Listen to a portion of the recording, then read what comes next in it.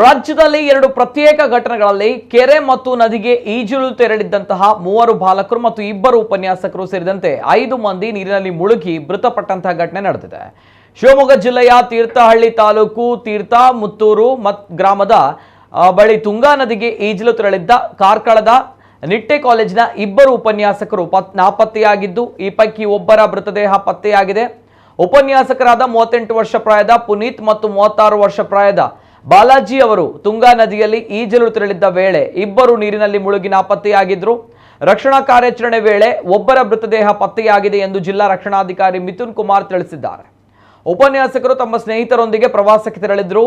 ತೀರ್ಥಹಳ್ಳಿಯ ತೀರ್ಥಮತ್ತೂರು ಮಠದ ಸಮೀಪ ಇರುವಂತಹ ಹೋಮ್ ಸ್ಟೇಯಲ್ಲಿ ತಂಗಿದ್ರು.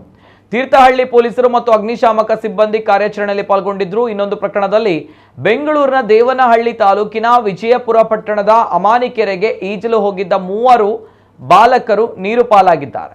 16 ವರ್ಷ ಪ್ರಾಯದ ಕಾರ್ತಿಕ್, 15 ವರ್ಷ ಪ್ರಾಯದ ಧನುಷ್, 6 ವರ್ಷ ಪ್ರಾಯದ ಗುರುಪ್ರಸಾದ್ ಮೃತ ಬಾಲಕರು. 3 ಬಾಲಕರು ನಿನ್ನೆ ಮಧ್ಯಾಹ್ನ ಶಾಲೆ ಮುಗಿಸಿ ಕೆರೆಗೆ ಈಜಲು ತೆರಳಿದ್ರು ಎನ್ನಲಾಗಿದೆ. ಬಾಲಕರು ನಿನ್ನೆ ಮನೆಗೆ ಬಾರದ ಹಿನ್ನೆಲೆ ಇಡೀ ರಾತ್ರಿ ಪೋಷಕರು ಹುಡುಕಾಟ ನಡೆಸಿದ್ರು. ಇಂದು ಬೆಳಗ್ಗೆ ಪೋಷಕರು ಪೊಲೀಸರಿಗೆ ವಿಷಯ ತಿಳಿಸಿದ್ದಾರೆ. ವಿಷಯ ತಿಳಿದು ಘಟನಾ ಸ್ಥಳಕ್ಕೆ ತೆರಳಿದ ಪೊಲೀಸರು ಮತ್ತು ಅಗ್ನಿಶಾಮಕ ದಳದ ಸಿಬ್ಬಂದಿ ಶೋಧ ಕಾರ್ಯ ನಡೆಸಿದ್ದು, ಮೊದಲು ಕಾರ್ತಿಕ್ನ ಮೃತದೇಹ ಪತ್ತೆಯಾಗಿದೆ, ಬಳಿಕ ಉಳಿದಿಬ್ಬರ ಮೃತದೇಹಗಳು ಪತ್ತೆಯಾಗಿದೆ.